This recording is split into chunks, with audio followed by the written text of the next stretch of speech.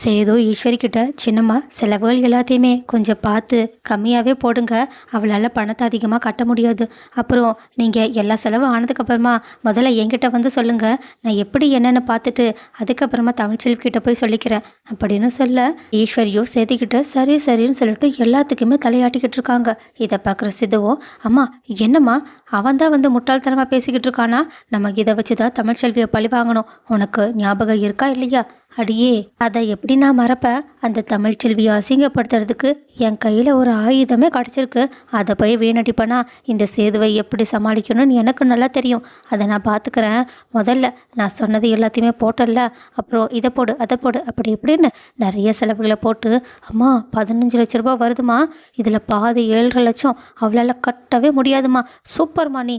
இப்போது இது என்ன சேதிக்கிட்ட காட்டணுமா? சிச்சி, நீ காரியத்தையே கெடுத்துருவ போலயே. சேதிக்கிட்ட மட்டும் இதை போய் அப்படியே காட்டணும். அவ்வளோதான், அவன் மொத்த விஷயத்தையும் காலி பண்ணிடுவான். நீங்கள் எதுவுமே பண்ண வேண்டாம், நானே பண்ணிக்கிறேன்னு சொல்லி சொன்னாலும் சொல்லுவான். இப்போ கூட அவன் பேசிட்டு போனதை கேட்டல்ல? ஆமாம்மா, இப்போ என்ன பண்ண?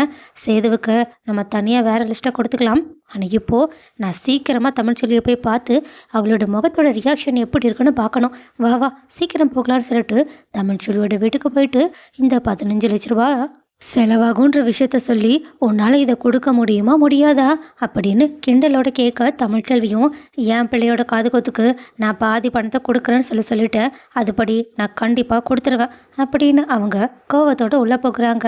ஆனால் இதை பார்த்து அப்பதாவும், அடியே அநியாயம் பண்ணுறீங்கடி, நீங்களாம் விளங்கவே மாட்டீங்க அப்படின்னு அவங்களுக்கு சாபத்தை கொடுக்க, ஈஸ்வரியும் அப்பதா நீங்கள் தான் அநியாயம் பண்ணிக்கிட்டு இருக்கீங்க. உங்கள் குடும்பத்தை விட்டுட்டு அடுத்தவ வீட்டில் வந்து உட்காந்துருக்கீங்க. இது உங்களுக்கு அசிங்கமாக இல்லை? என்ன சொன்ன? இதுக்கு மேலே இதை பற்றி பேசாதீங்க அப்பத்தா அப்படின்னு ஈஸ்வரி அங்கேருந்து அப்பத்தாவை கூட அசிங்கப்படுத்திட்டு போக, அப்பத்தாவும் கண் கலங்கி அழுதுகிட்டே தமிழ்ச்செல்வி கிட்டே இதை பற்றி ஏதாவது பேசலான்னு போகிறாங்க.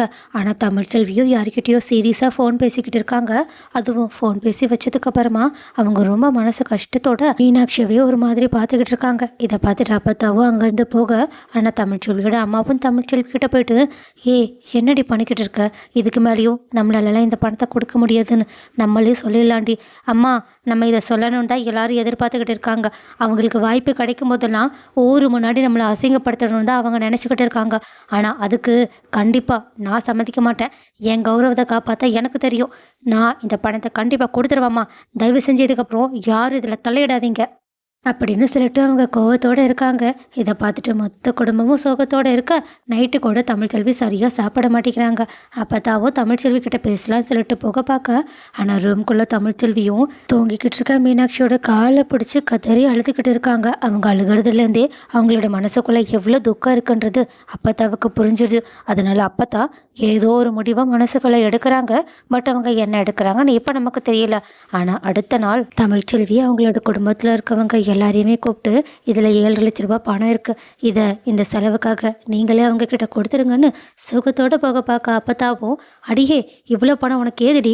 அதெல்லாம் யார்கிட்டயும் சொல்லணும்னு அவசியம் கிடையாது. அதான் பணம் கிடச்சிருச்சுல்ல, இதுக்கப்புறம் இதை பற்றி யாரும் என்கிட்ட கேட்காதீங்கன்னு சுகத்தோடையே போகிறாங்க. அப்பத்தாவுக்கும் மனசுக்குள்ளே இவ எப்படி பண்ணி இந்த பணத்தை கொண்டு வந்திருப்பான்னு பயம்தான் இருக்குது.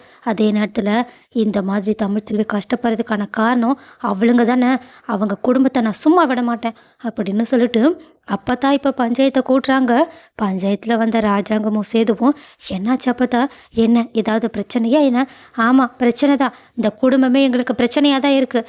என்ன அப்பத்தா, என்ன நீங்கள் பேசிக்கிட்டு இருக்கீங்க? உங்கள் குடும்பத்தை போய் உங்களுக்கு பிரச்சனையாக சொல்லிக்கிட்டு இருக்கீங்க? ஏண்டா, ஏன் இப்படி அநியாயத்தை பண்ணிக்கிட்டு இருக்கீங்க? ஏற்கனவே நீங்கள் பண்ண அநியாயத்தால் தான் நான் உங்கள் குடும்பமே வேண்டான்னு இப்படி என் பேத்தியோட வீட்டில் வந்து உட்காந்துருக்கேன். ஆனால் இன்னும் நீங்கள் மனசாட்சிப்படி நடந்துக்கிறத மறந்துட்டீங்களா என்ன? சேதுவும், அப்பதான் நீங்கள் எதை பற்றி பேசிக்கிட்டு இருக்கீங்கன்னு எனக்கு சுத்தமாக தெரியல.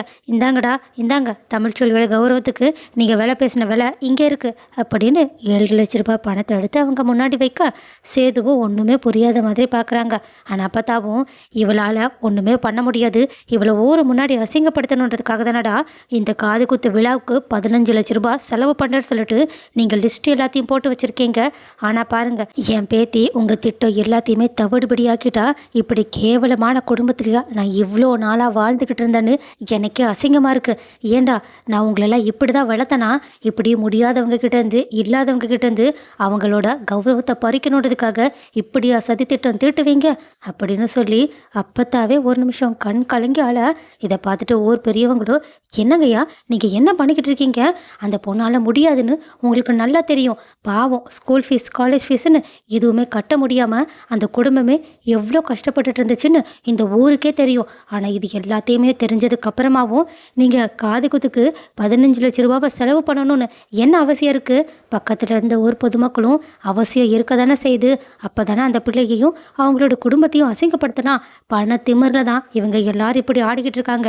இப்படி ஒரு குடும்பத்தில் இருக்கக்கூடாதுன்னு அந்த குடும்பத்தோட பெரியவங்களே வீட்டை விட்டு வெளியே வரும்போது அந்த குடும்பம் எப்பேற்பட்டவங்கன்னு நம்மளாவது புரிஞ்சுட்டு இருந்திருக்கணும். அந்த பிள்ளை தமிழ்ச்செல்வி சொன்ன மாதிரியே அந்த குழந்தைங்கள கண்டிப்பாக இவங்களோட குடும்பத்துக்கிட்ட ஒப்படைச்சிருக்கவே கூடாது. பஞ்சாயத்து தப்பு பண்ணிடுச்சு அப்படின்னு பொதுமக்களே சொல்ல, இதை கேட்ட பஞ்சாயத்து தலைவர்களுக்கும் ரொம்ப அசிங்கமாக போயிடுச்சு. அவங்க ராஜாங்கதி கிட்ட, ஐயா உங்களை இந்த ஊர் பெரியவங்கன்னு நினச்சோம், ஆனால் நீங்களே இவ்வளோ கேவலமான விஷயத்த பண்ணுவீங்கன்னு நாங்கள் நினச்சி கூட பார்க்கல. அந்த பிள்ளை தமிழ்ச்செல்வி படித்து சொல்லும்போது கூட நாங்கள் இந்த குடும்பத்தை பற்றி இப்படி இருக்கும்னு நினச்சி கூட பார்க்கல.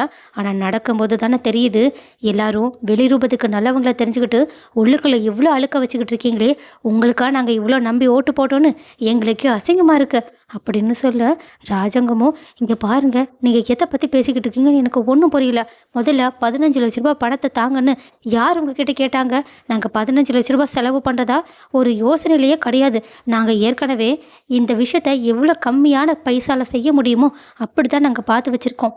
ஈஸ்வரியும் இந்த விஷயத்தை கேட்டுட்டு கொஞ்சம் திணறி போய் தான் நின்றுக்கிட்டு இருக்காங்க. ஆனால் அப்பத்தாவோ ஈஸ்வரி வந்து கேட்ட விஷயத்த போட்டு விட்டுறாங்க. இதை கேட்டுட்டு சேதுவும் ஷாக்கிங்கோடு ஈஸ்வரியை திரும்பி பார்த்து, சின்னம்மா நீங்கள் என்ன பண்ணி வச்சுருக்கீங்க? உங்ககிட்ட நான் ஏற்கனவே படித்து சொன்னேன், பணத்தை எவ்வளோ கம்மியாக செலவு பண்ண முடியுமோ அவ்வளோ பண்ணுங்க, அப்படி நீங்கள் லிஸ்டெல்லாம் போட்டதுக்கப்புறமா என்கிட்ட வந்து காமிங்கன்னு. ஆனால் அது எதையுமே பண்ணாமல் நீங்கள் டைரெக்டாக தமிழ்ச்செல்விக்கிட்ட போயிட்டு இவ்வளோ பெரிய தொகையை சொல்லியிருக்கீங்க. என்னையா செய்து பேசிக்கிட்டு இருக்க?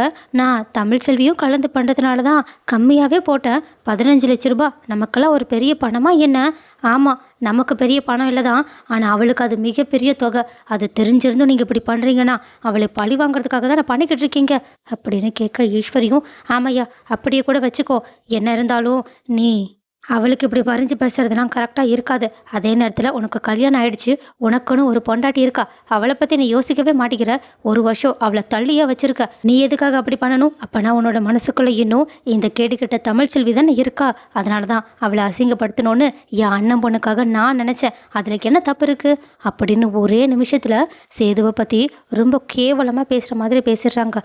அதுலேயும் சேதுவுக்கும் ஐஸ்வர்யாவுக்கும் நடுவில் எதுவுமே நடக்கலன்னு எல்லாரும் முன்னாடியுமே போட்டு உடைக்க, இதில் கடுப்பான சேதுவும் கோவத்தோட எல்லாரும் முன்னாடியும் ஈஸ்வரியோட கழுத்தை பிடிச்சி, என்ன நீங்களும் உங்கள் அண்ணன் பொண்ணும் சேர்ந்து என்னை அசிங்கப்படுத்த பார்க்குறீங்களா? ஐஸ்வர்யா நீ இப்படி பண்ணுவேன்னு நான் எதிர்பார்க்கவே இல்லை. இப்போ என்ன பஞ்சாயத்து மூலயமா நம்ம 2 பேரையுமே ஒன்று சேர்த்து வைக்கிறதுக்காக இவங்க மூலயமா நீ பிளான் போட்டு வச்சுக்கிட்டு இருக்கியா அப்படின்னு சொல்கிறாங்க. இதை கேட்டுட்டு மொத்த பேரும் ஷாக்காக, ஈஸ்வரிக்கோ ஐயோ நம்ம தப்பு பண்ணிட்டோம் போலையோன்னு சொல்லிட்டு இப்போ தான் தெரியவே தெரியுது. ஸோ கைஸ், அடுத்து இப்போ என்ன நடக்க போகுதுன்றதை பொறுத்திருந்து பார்க்கலாம்.